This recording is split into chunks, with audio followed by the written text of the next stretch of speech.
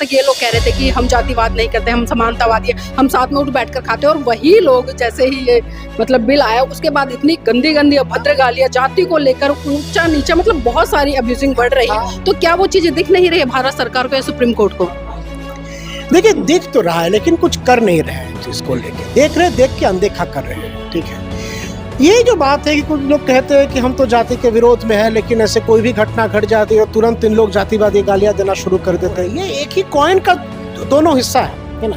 एक तरफ सरकार कह रही है कि देखिए हम तो समानता लाने की कोशिश कर रहे हैं, जनता नहीं चाहती, कोर्ट होने नहीं दे रहा है, लेकिन ये जो जिस आंदोलन के आधार पर सरकार ये बात कर रही है, ये आंदोलन भी आरएसएस के कुछ शाखाओं ने मिलकर बैक कर रहा है। आज का जो युवा है उसके हाथ में भगवा झंडा है, वो हिंदू राष्ट्र की मांग कर रहा है, वो नारे लगा रहा है कि जय श्री राम, हमें शिक्षा नहीं चाहिए, स्कूल नहीं चाहिए, कॉलेज नहीं चाहिए। लेकिन जैसे ही ये बिल आया तो सब में खलबली मच गई और रोडों पर उतर आए। तो मतलब एक करनी और कथनी में कितना बड़ा फर्क देखते हैं। आप देख रहे हैं एनबी न्यूज 24/7 नीलम बोध के साथ। साथियों, भारत में एक पंक्ति लगातार आपको सुनने को मिलती है कि जाति है कि जाति नहीं। आप चाहे किसी भी पद पर पहुंच जाए, देश के सुप्रीम कोर्ट के चीफ जस्टिस बन जाए, लेकिन जो जाति व्यवस्था है वो आपका पीछा नहीं छोड़ती है।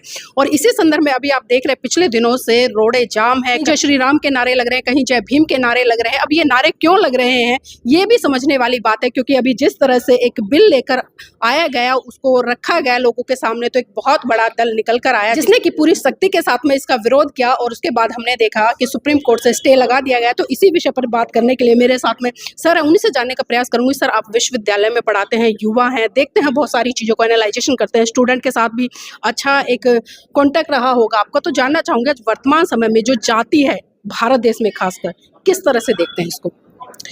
देखिए, भारत देश में जाति जो है ये तो सदियों से चले आ रहे हैं, और संविधान लागू होने के बाद जो होना चाहिए था कि जातिवाद को धीरे धीरे खत्म किया जाए, ऐसे पॉलिसियां को लाया जाए जिसके थ्रू जातिवाद खत्म हो, वो ठोस तरीके से बहुत हो नहीं पाया। बीच बीच में हुआ, लेकिन ओवरऑल कास्ट सिस्टम अभी भी बरकरार है। वो अलग अलग जगह पे दिखता है। एक तो एजुकेशन सिस्टम के अंदर, हायर एजुकेशन में it is very evident. Rohit Vemula के साथ जो हुआ वो सिर्फ रोहित वेमुला के साथ ही नहीं हुआ, उस तरह की डिस्क्रिमिनेशन बहुत सारे लोग फेस करते हैं।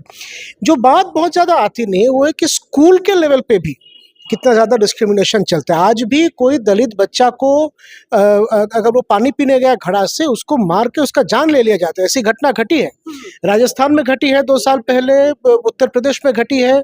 तो स्कूल लेवल पे भी इस तरह के डिस्क्रिमिनेशन चलते हैं। एडुकेशन देखिए बहुत इंपॉर्टेंट एक स्पेस है, क्योंकि जहाँ तक कास्टिज्म को ख़त्म करने की बात है, एडुकेशन एक बहुत बड़ा हथियार होना चाहिए था, जो शायद उस तरह से हो नहीं पाया क्योंकि सही नीतियाँ नहीं अपनाए गए। रिजर्वेशन जरूर लाए कि उस पर भी अभी हमला चल रहा है, रिजर्वेशन खत्म करने के भी नारे लगते हैं। साथ में देखिए, आज़ादी के बाद एक आइडिया था कॉमन स्कूल सिस्टम का। कॉमन स्कूल सिस्टम का मतलब यही होता कि कोई भी इलाके के सारे बच्चे, सारे कास्ट के, सारे धर्म के बच्चे एक साथ एक स्कूल में पढ़ेंगे। और बाबा साहब का भी यही सोच था कि इस तरह का कॉमन स्कूल सिस्टम बनेगा तो बच्चे जो है बचपन से एक अलग माहौल में बड़े होंगे जो कास्ट सेग्रीगेटेड नहीं है। लेकिन कॉमन स्कूल सिस्टम के दिशा में हम कभी बढ़े ही नहीं, बल्कि जो सरकारी स्कूलें थी, सरकारी स्कूलों में भी जब धीरे धीरे अलग अलग तबकों के बच्चे आने लगे, सर्व शिक्षा अभियान आने के बाद 90 के दशक में, फिर उसके बाद तुरंत प्राइवेटाइजेशन बढ़ गया। और प्राइवेटाइजेशन बढ़ने के साथ साथ जो सवर्ण समाज के लोग हैं वो अपने बच्चों को प्राइवेट स्कूल में भेजने लगे। तो सवर्ण समाज के लिए private school, private college, private university, बाकियों के लिए सरकारी कॉलेज, सरकारी स्कूलें, सरकारी यूनिवर्सिटी। ये जो सेग्रीगेशन हमको एजुकेशन सिस्टम के अंदर दिखता है, ये बहुत ही खतरनाक है, और इसी से जातीय व्यवस्था वो बरकरार रह रहा है। लेकिन सर, इसमें जिस तरह से गवर्नमेंट को काम करना चाहिए, क्योंकि ये नैतिक ड्यूटी बनती है, जब ये बात करते हैं सबका साथ सबका विकास, तो वो होना भी चाहिए। लेकिन अभी वर्तमान में हमने देखा उत्तर प्रदेश में भी 10,000 से ऊपर स्कूल बंद किए गए, मर्ज कर दिए गए कुछ जगह। और अभी वर्तमान में जिस तरह, चाहे हम दिल्ली का आंकड़ा ले, कहीं का आंकड़ा ले, आज हम अगर 10th 11th क्लास के स्टूडेंट से पूछे कि आपके मौलिक अधिकार है क्या है, उन्हें वो भी नहीं पता। बहुत सारे बच्चों से जब हम चर्चा करते हैं कि देश के राष्ट्रपति कौन है या आप पॉलिटिक्स पढ़ रहे हैं तो क्यों पढ़ रहे हैं, इसका बेस क्या है, तो मतलब बच्चों को ये बेसिक चीजें भी समझ में नहीं आती है। लेकिन जब पढ़ाने वाले टीचर की बात करते हैं तो वही टीचर जो आज गवर्नमेंट स्कूल में पढ़ा रहे हैं, चाहे वो किसी भी जाति से हैं, उनके बच्चे सभी प्राइवेट में पढ़ रहे हैं। तो क्या ऐसे समानता स्थापित हो पाएगी, या जो इक्वल एजुकेशन की बात हो रही है वो दे पाएंगे बच्चों को? देखिए, वो दिए बिना समाज जो है बिखरता जाएगा। वो अगर आज हो नहीं रहा है। जो न्यू एजुकेशन पॉलिसी आया 2020 में, राष्ट्रीय शिक्षा नीति के तहत ये प्राइवेटाइजेशन और भी बढ़ गया है। स्कूल मर्जर जो हो रहा है, स्कूलें बंद की जा रही है। साथ में राष्ट्रीय शिक्षा नीति के तहत एक नई पॉलिसी आई है जिसमें क्लास 5 के बाद बच्चों के पास कहा जा रहा है ऑप्शन रहेगा कि या वो एकेडमिक्स में जाए या वो वोकेशनल एजुकेशन में जाए। लेकिन हमारे देश का शिक्षा व्यवस्था जिस तरह का है, हाई चांसेस कि जो सरकारी स्कूल के बच्चे हैं उनके पास एकेडमिक्स का ऑप्शन भी कम होगा। यानी कि क्लास 5 तक बच्चे पढ़ाई करेंगे, उसके बाद उनको वोकेशनल एजुकेशन और चीप लेबर की तरफ ढकेला जाएगा।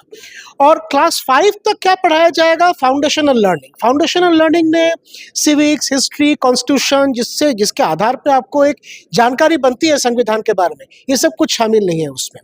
तो ये कोशिश है कि आने वाले पीढ़ी के बच्चों को अपने हक अधिकार के कोई जानकारी के बिना एक काम में ढकेल दिया जाएगा जहां वो चीप लेबर बनेंगे और अपने हक अधिकार के लिए ढंग से लड़ भी नहीं पाएंगे। लेकिन सर जिस तरह से आप बात कर रहे हैं और अभी हम देख भी रहे हैं, क्योंकि आज का जो युवा है उसके हाथ में भगवा झंडा है, वो हिंदू राष्ट्र की मांग कर रहा है, वो नारे लगा रहा है कि जय श्री राम, हमें शिक्षा नहीं चाहिए, स्कूल नहीं चाहिए, कॉलेज नहीं चाहिए। लेकिन जैसे ही ये बिल आया तो सब में खलबली मच गई और रोडों पर उतर आए। तो मतलब एक करनी और कथनी में कितना बड़ा फर्क देखते हैं?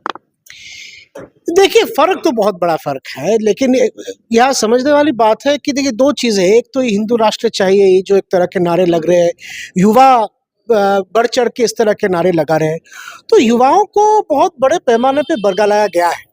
जो मैं कह रहा हूँ कि देखिए उनके हक अधिकार के बारे में जो एक चेतना उनको होनी चाहिए वो उनसे छीना जा रहा है। दूसरी तरफ बताया जा रहा है कि अगर हिंदू राष्ट्र बनेगा तो सबका भला होगा, और एक्चुअल जो इश्यूज है उनके उस पर ना कोई ढंग से काम हो रहा है और उस पर जो लोग आवाज उठा रहे हैं उनको जेल में डाला जा रहा है।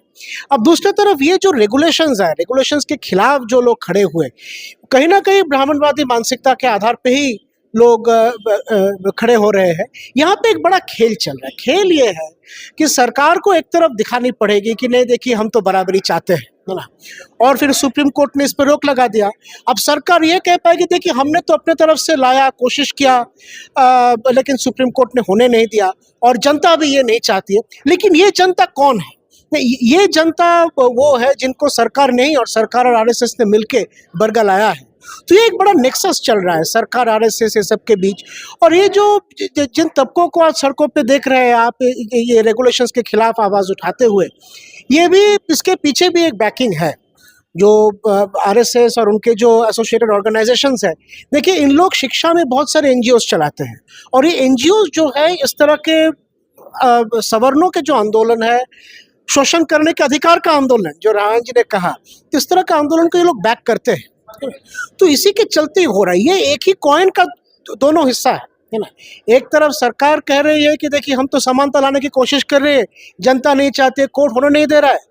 लेकिन ये जो जिस आंदोलन के आधार पे सरकार ये बात कर रही है, ये आंदोलन भी आरएसएस के कुछ शाखाओं ने मिलकर बैक कर रहा है। ये तो वही लोग हैं ना जो कल तक कह रहे थे कि हर हर मोदी, घर घर मोदी, और आज मोदी को कोस रहे हैं। लेकिन यही वो लोग हैं फिर कल भारतीय जनता पार्टी का झंडा उठाए, उनकी जय जयकार लगाए करेंगे। तो सर प्री प्लान नहीं लगती है ऐसी चीजें? क्योंकि अभी जिस तरह से आपने बताया कि एक तरफ तो ये बोलते हैं, एक तरफ ये बोलते हैं, और फिर खुद ही ना उसको हवा देते हैं। हाँ, प्री प्लान तो है, प्री प्लान है, लेकिन साथ में ये भी देखने की चीजें, देखिए देश में जो हमारे पॉलिटिकल डिस्कोर्स है उसको पूरे राइट विंग की तरह शिफ्ट कर दिया है। यानी कि अब बहस पहले क्या हो रही थी, सबको किस तरह शिक्षा मिलेगी, अभी बहस हो रही है कि यूनिवर्सिटीज में समता बराबरी की पॉलिसीज रहेंगे कि नहीं रहेंगे, है ना। तो पूरा दूसरी तरह शिफ्ट कर दिया गया। इस तरह के माहौल में जो होता है, एक कंपटीशन की राजनीति होती है कि कौन ज्यादा ब्राह्मणवादी, कौन ज्यादा हिंदुत्ववादी, ठीक है। तो अब ये आरएसएस ने किया है कि एक सेक्शन को खड़ा कर दिया है जो जाके सरकार को ये बोलेंगे कि भाई आप तो सही मायने में हिंदुओं की रक्षा नहीं करते हैं। इस तरह पे आरएसएस भी सरकार पे दबाव बनाना चाहता है, और ऐसा जो कुछ एक्सट्रीम एलिमेंट्स है हर जगह इन लोग को आप काम करते हुए देखेंगे। दंगे हो या कहीं पे कोई भी शोर शराबा हो, इन लोग पहुंच जाते हैं, और इस तरह के आंदोलन में भी इन लोग पीछे से मदद करते हैं। चाहते हैं सरकार पे एक ऐसा दबाव बनाए कि आप लोग सही मायने में ब्राह्मणों के, हिंदुओं को रक्षा नहीं कर रहे हैं। ये करके आरएसएस जो है पूरे पॉलिटिकल डिस्कोर्स को और भी ज्यादा ब्राह्मणवादी, हिंदुत्ववादी दिशा में खींचने की कोशिश कर रही है। अच्छा सर, जानना चाहूंगा कभी आपके कॉलेज में या आपके जीवन लाइफ में कोई ऐसा केस आया कि किसी दलित समाज के बच्चे ने किसी ब्राह्मण व्यक्ति के ऊपर या बच्चे के ऊपर झूठा केस लगाया हो या उसके ऊपर एफआईआर दर्ज कराई हो? नहीं, मैंने कभी ऐसा नहीं देखा, मैंने कभी ऐसा नहीं देखा, ऐसा नहीं हो। देखिए आपसी रंजिश होती है और वो हल भी हो जाता है, लेकिन इस तरह का इल्जाम लगाना, किसी को जानबूझ के हरास करना, मैंने ऐसा कभी नहीं देखा। होता है तो उल्टा होता है, तो उल्टा होता है। जो दलित समाज के बच्चे हैं, देखिए उन लोग जब यूनिवर्सिटीज में जाते हैं, एक तो मामला हमेशा सिर्फ एक डायरेक्ट शोषण का नहीं होता है, जो माहौल ऐसा रहता है उस माहौल में वो डिस्क्रिमिनेटेड फील करते हैं। तो हर बार डिस्क्रिमिनेशन बहुत सिस्टमेटिक तरीके से जब होता है वो साइलेंट तरीके से होता है, ऐसा नहीं कि कोई जाके शिकायत करता है या कोई जाके जानबूझ के हैरेस कर, वो भी होता है, लेकिन a lot of the discrimination is very subtle, है ना। तो इस तरह के माहौल में जो इस माहौल को बदलने के लिए कॉलेज यूनिवर्सिटीज को तो अलग से कुछ स्टेप्स लेने ही चाहिए। जो रेगुलेशंस आ रहे थे ये तो एकदम मिनिमम चीज़ है। अच्छा सर, जिस तरह से अभी बहुत सारी वीडियो सोशल मीडिया पर आपने भी वायरल होती होगी, और जरूरी नहीं है कि ये सभी ने देखी हो, लेकिन मैं जहाँ तक समझती हूँ जो भारतीय जनता पार्टी है, आरएसएस है, बड़े बड़े नेता, वो सभी सोशल मीडिया पर जुड़े हुए हैं, और यहाँ तक कि सुप्रीम कोर्ट में चीफ जस्टिस है या अन्य लोग हैं वो भी जुड़े, वो तमाम उन वीडियो को देख रहे हैं जो कल तक ये लोग कह रहे थे कि हम जातिवाद नहीं करते, हम समानतावादी है, हम साथ में उठ बैठ कर खाते हैं। और वही लोग जैसे ही ये मतलब बिल आया उसके बाद इतनी गंदी गंदी अभद्र गालियाँ जाति को लेकर ऊंचा नीचा, मतलब बहुत सारी अब्यूजिंग बढ़ रही है। तो क्या वो चीजें दिख नहीं रही है भारत सरकार को या सुप्रीम कोर्ट को?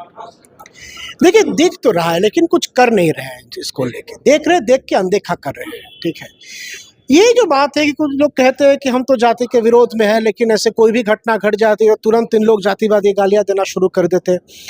कहीं ना कहीं हमको ये सवाल उठाना पड़ेगा कि यही लोग फिर जब जाके कहेंगे कि हम तो जाति का अंत चाहते हैं, ये लोग सच कह रहे झूठ कह रहे हैं, इन लोग झूठ बोल रहे हैं। अगर आप सच में जाति का विनाश चाहते हैं, चाहने से कुछ नहीं होता है, आप जाति का विनाश करने के लिए कर क्या रहे हैं, कौन सा स्टेप्स आप अपना रहे हैं, अपने निजी जिंदगी में हो, अपना कॉलेज यूनिवर्सिटीज में हो, या आप सरकार से क्या क्या मांग कर रहे हैं। और सरकार कभी अगर इस तरह की नीतियां अपना रहे हैं, जैसे जो यूजीसी रेगुलेशन है, आप उसका समर्थन कर रहे हैं कि नहीं, ये सबसे तय होगा आप जाति का विनाश चाहते हैं कि नहीं। कहने के लिए तो कोई कुछ भी कह सकता है।